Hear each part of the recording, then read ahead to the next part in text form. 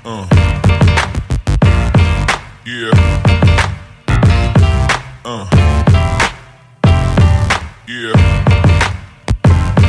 Uh, yeah. Uh. Halo Jakmania, berita bola seputar Persija. Wakil Presiden Persija Jakarta, Ganesha Putra, memastikan pihaknya akan memanfaatkan secara maksimal regulasi pemain asing 5+1 untuk BRI Liga 1 2023/2024. Sejauh ini, Persija Jakarta baru mempunyai 3 pemain asing. Ketiganya adalah Ondrej Kudela, Rio Matsumura, dan Marco Simic. Namun, nama pertama tengah dirundung cedera. Tim berjulukan Macan Kemayoran itu masih menyisakan 3 slot personel impor lagi, termasuk 1 di antaranya dari Asia Tenggara ASEAN.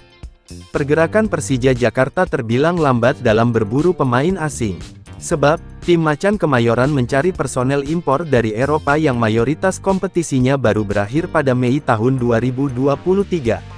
Ganesha mengatakan bahwa rencana pemakaian 6 pemain asing untuk BRI Liga 1 musim depan sesuai permintaan dari pelatih Persija Jakarta, Thomas Doll. Rencananya seperti itu, 6 pemain asing.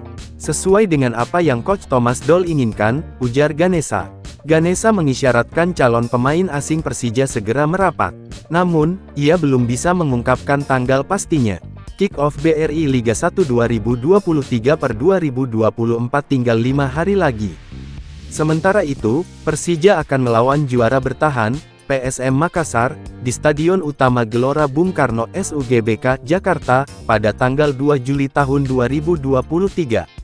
Ya kalau memastikan, bisa dibilang pasti akan ada pemain asing yang datang. Tentunya segera setelah semua urusannya selesai, imbu Ganesha. Itu yang prosesnya selalu kami usahakan dan dipercepat. Masih mencari sih tidak, maksudnya sudah ada beberapa yang diburu untuk mengisi slot yang ada, ungkapnya. Ganesha membocorkan sisa kuota personel impor Persija diproyeksikan untuk pemain asing bertipikal menyerang, gelandang, dan sayap. Yang jelas pasti ada yang penyerang, tengah, dan sayap juga, ucap Ganesha tanpa menyebut nama pemainnya.